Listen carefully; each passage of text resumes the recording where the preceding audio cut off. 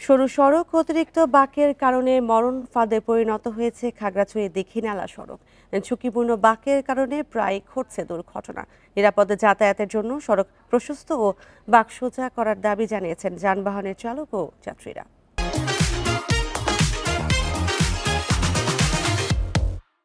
18 কিলোমিটারের খাগড়াছড়ি দীঘিনালা সড়কে বাঁক আছে 52টি। পাহাড়ি সড়কটিতে স্থানীয়দের পাশাপাশি সাজেকগামী পর্যটকবাহী যানবাহন বাড়ায় বেড়েছে চাপ। অপ্রশস্ত রাস্তায় চলাচল করতে গিয়ে সমস্যায় পড়ছে যানবাহনগুলো। আঁকাবাঁকা সড়কটিতেই প্রায় দুর্ঘটনার কবলে পড়ে বাস, ট্রাক ও পর্যটকবাহী গাড়ি। দীঘিনালা রাস্তা খুব ছোট, আমরা চলাফেরা করতে বড় গাড়ি চলতে খুব কষ্ট হয়। এই রাস্তাটা হলো খুব চাপা, আঁকাবাঁকা রাস্তা, তারপর সাইডে ভাঙ্গাচুরে আছে। রাস্তা ওভারটেক করতে গেলেই মনে করেন অ্যাক্সিডেন্ট হয়। 1980 সালে নির্মিত সড়কটির চওড়া মাত্র 12 ফুট। দুর্ঘটনা রোধে সড়ক প্রশস্ত ও বাঁক কমানোর দাবি পরিবহন নেতাদের। রাস্তাকে আরো 6 থেকে 8 ফিট যদি বড় করা হয় তাহলে দুর্ঘটনা থেকে রেহাই পাবো এবং আমাদের গাড়ির মালিক যারা আছে তারাও রেহাই পাবে এবং পর্যটক যারা আছে তাদেরও নিরাপত্তা নিশ্চিত করা হবে।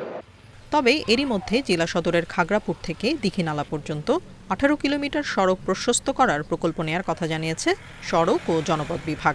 বিদ্যমান যে 12 ফিট প্রশস্ততা আছে সেটিকে আমরা জনগণের ভোগান্তি লাঘবের জন্য 18 ফিটের উন্নতিকরণের জন্য দরপত আহ্বান করেছিলাম। এই কাজটি শেষ হলে আশা করছি আমরা অত্র এলাকার জনসাধারণের সুফল ভোগ করবে। খাগড়াছড়ি দীঘিনালা সড়ক প্রশস্তকরণে ব্যয় ধরা হয়েছে 34 কোটি 62 লাখ টাকা। 2026 সালের মার্চে প্রকল্পটির কাজ শেষ হওয়ার কথা রয়েছে। Independent news. আর বিষয়ে আরও জানাতে খাগড়াছড়ি থেকে যুক্ত হচ্ছেন সহকর্মী সমীর মল্লিক। সমীর মল্লিক, কেন সড়কে ঝুঁকিপূর্ণ বাঁকের কারণে দুর্ঘটনা বাড়ছে এবং দুর্ঘটনা কমাতে কী ধরনের পদক্ষেপ নেওয়া উচিত, এবং 2026 সালের মধ্যে প্রকল্প বাস্তবায়ন করার কথা আছে, সেই বিষয়ে প্রশাসন কর্তৃপক্ষ কি বলছে?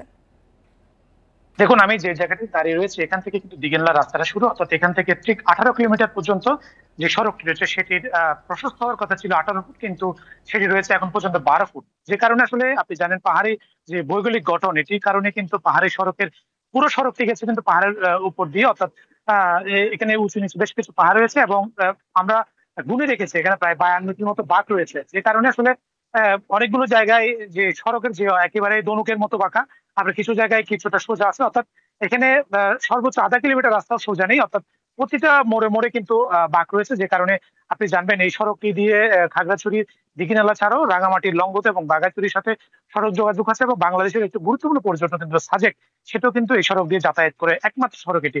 যে কারণে আসলে এই সড়কটিতে কয়েক হাজার যানবাহন প্রতিদিন চলাচল করে।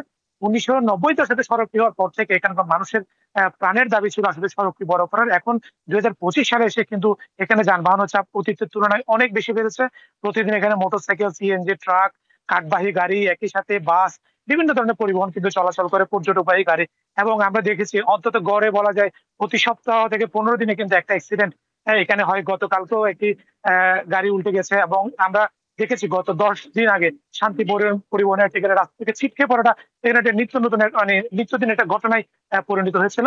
সেই জায়গা থেকে সড়ক ও জনপথ বিভাগ এই সড়কটি বড় করার জন্য তারা দীর্ঘদিন ধরে চেষ্টা চালিয়ে যাচ্ছিল। অবশেষে তারা এই গতকালকে আমরা দেখেছি সেখানে খাগড়াপুর এলাকা থেকে সড়ক প্রশস্তকরণের যে কাজ সেটি তারা ইতিমধ্যে শুরু করেছে, অর্থাৎ সড়কের পাশে যে 3 ফুট 3 ফুট করে তারা 6 ফুট রাস্তা প্রশস্ত করবে, তারা সেই জায়গায় তাদের কাজের সূচনা করেছে। এবং মানুষের যে প্রত্যাশা যে 2000 সড়ক ও জনপথ আমাদেরকে যেটা জানিয়েছে 2026 সালের মার্চের আগেই এই যে 6 ফুট প্রশস্তকরণ যে প্রকল্পের কাজ সেটি শেষ হবে এবং এখানকার যারা সাধারণ যাতায়াতকারী রয়েছে তাদেরও দাবি সড়কটির মেরামত যে নির্ধারিত সময় রয়েছে 2026 সালের মার্চ মাসের মধ্যে যদি শেষ করা হয় তাদের যে দীর্ঘদিনের দুর্ভোগ সেটি তারা নিরসন হবে। একই সাথে কাজের যাতে গুণগত মানটি যাদের যেভাবে দরপত্র আহ্বান করেছে সেটি বজায় রেখে কাজটি করা হয়, সে জায়গা থেকে কিন্তু সাধারণ যাতায়াতকারীরা এবং স্থানীয় যারা রয়েছে তারা আমাদেরকে দাবি জানিয়েছে। খাগড়াছড়ি থেকে জানাচ্ছিলেন সহকর্মী সমীর মল্লিক।